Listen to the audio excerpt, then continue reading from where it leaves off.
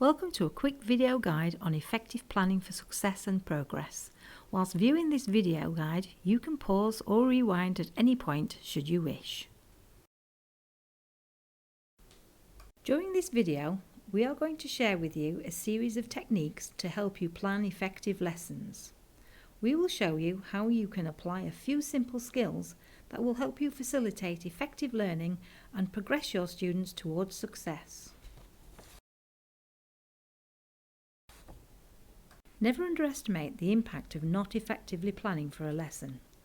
Even the most experienced of teachers cannot deliver effective learning, teaching and assessment without some form of detailed planning.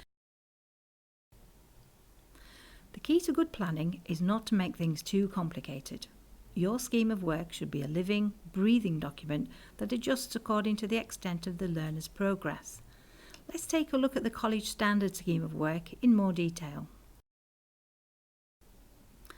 The first step is to set out a skeletal plan to ensure all the required learning units can be covered in the time frame available. Here you can use dates or week numbers, but always remember to map out the sequence of topics to ensure you have sufficient time to cover all aspects of the qualification.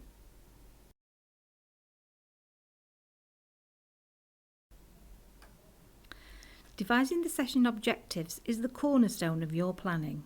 It shapes how you will deliver content, how much stretch and challenge there will be, and how much mastery will be developed. Therefore, it's key to carefully construct objectives ahead of everything else.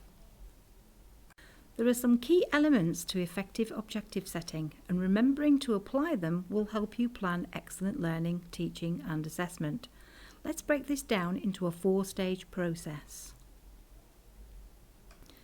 Step 1. Focus on the development of skills and knowledge. The objective shouldn't be a tick list of tasks. Step 2.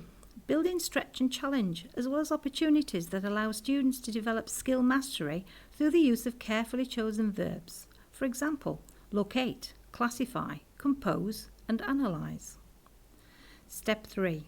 Plan objectives that develop the students' English and math skills, plus softer skills like team building and confidence.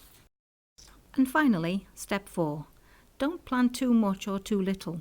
Maintaining some level of flexibility here will help you manage the pace and structure of the session effectively, as well as allowing you to respond to unexpected learning opportunities. Arguably, this column on the scheme is one of the most important. Focus on what learning activities the learners will specifically be doing to learn skills and knowledge.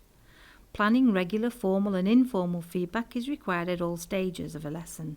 Therefore, it's vital that you plan regular assessment for learning opportunities, which will help students understand how they need to progress.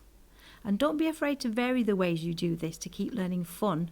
This way, your learners will stay motivated, respond to the stretch and challenge, whilst providing you with the important information you need to adapt their learning and track their progress.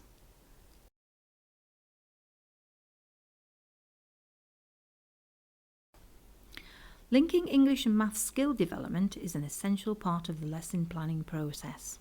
All teachers should identify appropriate, naturally occurring opportunities within their lessons that will allow learners to continuously develop these skill sets. In addition, teachers must be ever mindful and flexible in their teaching practice to take advantage of opportunities when they present themselves during a lesson. The resources list is just that. A straightforward list of what you need to take into the classroom with you, and defining it as a list will help you to remember to take all of those essential items with you, like board writers and IWB pens. It doesn't matter how carefully you plan your interactive activities to assess learning or deliver content. If you haven't got the resources you need, you can't use them, and the quality of your lesson will drop along with your students' motivation and attention span.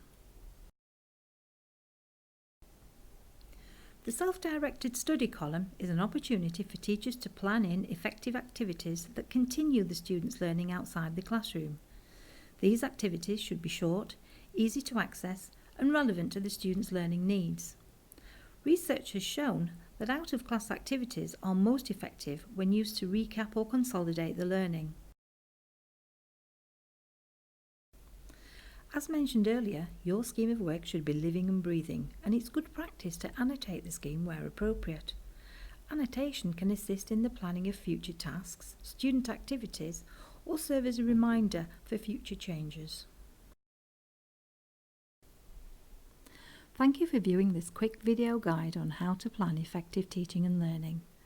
Should you require further help or support on any other topic related to learning, teaching or assessment, then please contact your teaching and learning mentor.